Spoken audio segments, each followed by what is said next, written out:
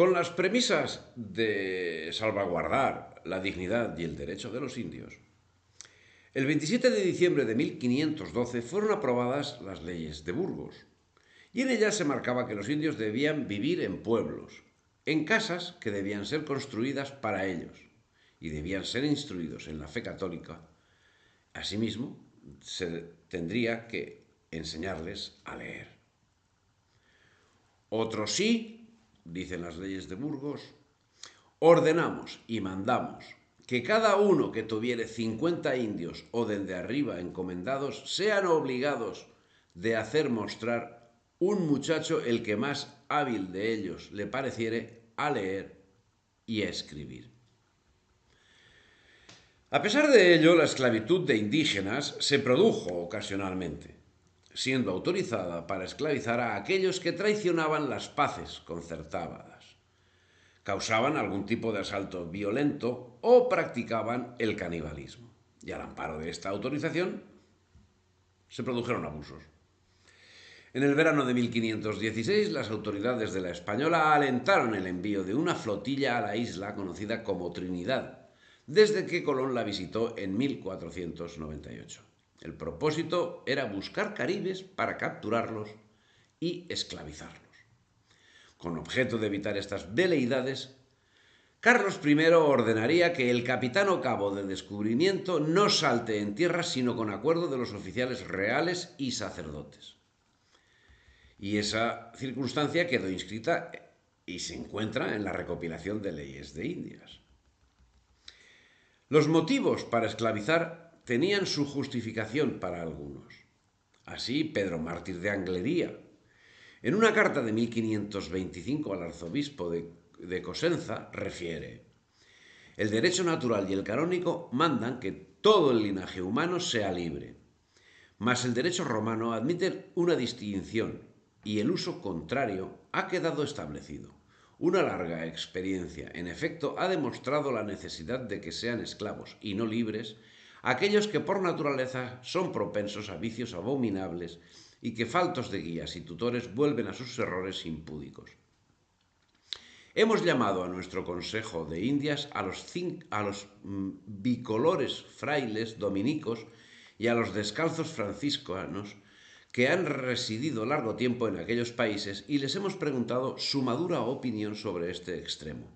Todos, ¿de acuerdo?, convinieron en que no había nada más peligroso que dejarlos en libertad.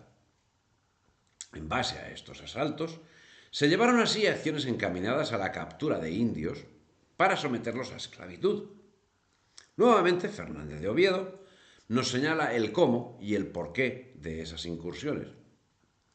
Los indios de Comogre, dice, no dejaron a vida a hombre chico ni grande de todos aquellos del asiento del puerto de Santa Cruz, para lo cual se juntó también el cacique de Pocorosa, en pena de lo cual el gobernador hizo hacer grande castigo en los indios de estos dos caciques. Fueron pronunciados por esclavos, sin haber respeto a que los indios no fueron agresores ni hicieron muerte en cristiano, que no se la tuviese aquel e otros primero muy bien merecida. Pero la corona no participaba de esas ideas. No podía ser que una cuestión como la tratada, que venía siendo discutida desde hacía tiempo y que parecía estar clara para su aplicación en la península, tuviese que aplicarse de forma contraria en los nuevos territorios. Y los motivos de alarma no cesaban de llegar a la corte por informes procedentes de los funcionarios reales. Así, el contador de la Nueva España, Rodrigo de Albornoz, denunciaba en 1525 la costumbre de hacer esclavos, y estos eran sometidos a esclavitud no por incursiones como las señaladas por Fernández de Oviedo, sino por romper las alianzas o por promover guerras. Se nombraron alcaldes y regidores y se dio orden cómo se corriese los alrededores sujetos a México, en especial los pueblos donde habían muerto españoles. Y allí se hizo el hierro con que se habían de herrar los que se tomaban por esclavos, que era una jota, que quiere decir guerra. Y desde la villa de Segura de la frontera corríamos los alrededores, que fue Cachula y Tecamachalco, el pueblo de las Guayabas y otros pueblos que no se me acuerda el nombre. Y en los de Cachula fue a donde habían muerto en los aposentos 15 españoles, y en este de Cachula hubimos muchos esclavos, relata Díaz del Castillo. La respuesta a la insinuación de mártir de Anglería y llamada de atención del contador no se haría esperar. Al efecto, el 9 de noviembre de 1526, Carlos I ordenaba: en conformidad de lo que está dispuesto sobre la libertad de los indios, es nuestra voluntad y mandamos que ningún adelantado, gobernador, capitán, alcaide, ni otra persona de cualquier estado, dignidad, oficio o calidad que sea en tiempo y ocasión de paz o guerra, aunque justa y mandada a hacer por nos o por quien nuestro poder hubiere, sea osado de cautivar indios naturales de nuestras Indias, islas y tierra firme del mar océano, descubiertas ni por descubrir, ni tenerlos por esclavos, aunque sean de las islas y tierras que por nos o quien nuestro poder para ello haya tenido y tenga, esté declarado que se les pueda hacer justamente guerra,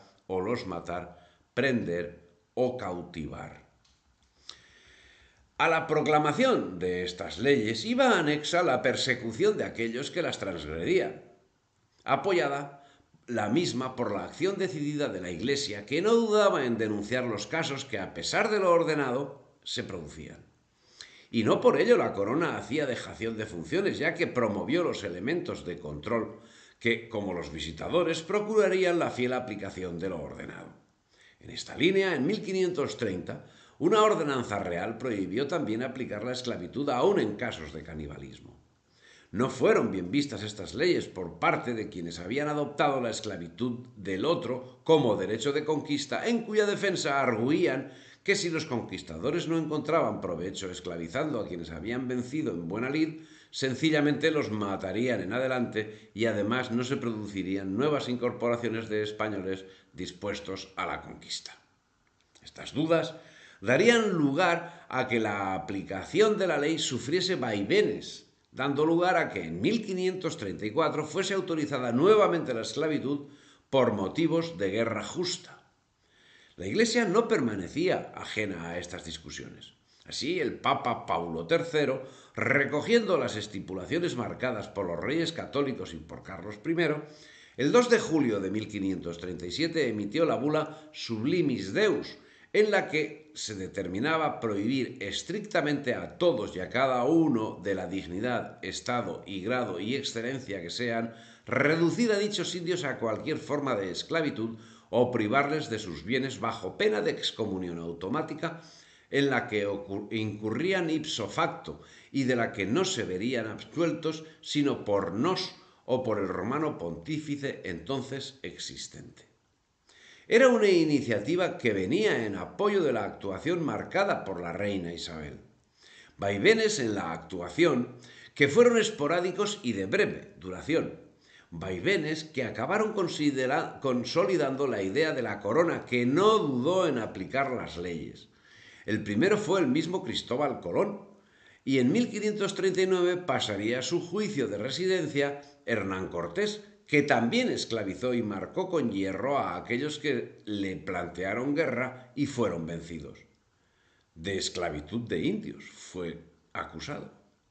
Pero difícilmente puede acusarse a Hernán Cortés de promover el esclavismo, cuando a la hora de su liberación los esclavos que tenía eran todos de edad avanzada, de donde se deduce que habían sido hechos por acciones de guerra en el primer período de la conquista de México y no posteriormente.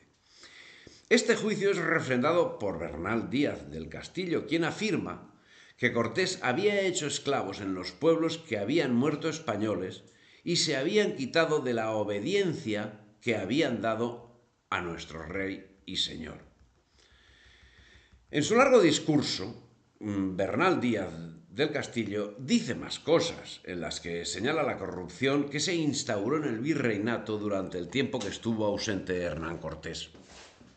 En el tiempo que gobernaba Cortés, antes que fuésemos con él a las higueras, había rectitud sobre el errar de los esclavos, porque no se erraban sin primero saber muy de cierto si eran libres, y después que salimos de México y fuimos con Cortés a Honduras, que así se llaman en esta tierra, y tardamos en ir y volver a México 12 años y 3 meses que estuvimos conquistando y trayendo de paz aquellas provincias. En aquel tiempo que estuvimos ausentes hubo en la Nueva España tantas injusticias y revueltas y escándalos entre los que dejó Cortés por sus tenientes de gobernadores, que no tenían cuidado si se erraban los indios con justo título o con malo, sino entender de sus bandos y intereses, y a las personas que en aquel tiempo encargaron el hierro. Los que gobernaban no miraron si eran de mala conciencia y codiciosos, y les daban aquel cargo a sus amigos por les aprovechar.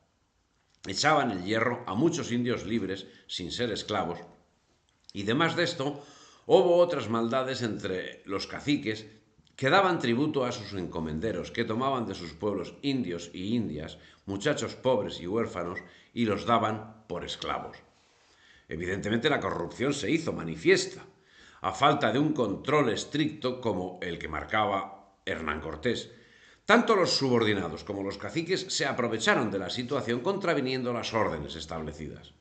El mismo Bernal Díaz señala en su obra cómo liberaron a quienes habían sido esclavizados ilegalmente y cómo dieron parte a Sebastián Ramírez, obispo de Santo Domingo, de las actuaciones llevadas al respecto.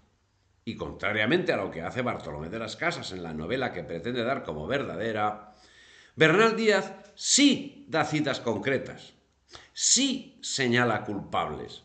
El primero, fulano de Albítez, y el segundo, Cereceda, natural de Sevilla, y el tercero, Diego Díaz de Herrera, que también era de Sevilla.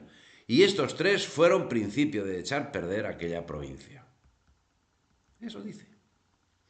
En cualquier caso, queda manifiesto que la corona no respetaba la libertad de aquel que osaba esclavizar, se llamase Colón o se llamase Cortés, o tuviese título de cacique y hubiese sometido a esclavitud por causa justa o no. Si te ha gustado el vídeo, dale me gusta, difunde y suscríbete al canal.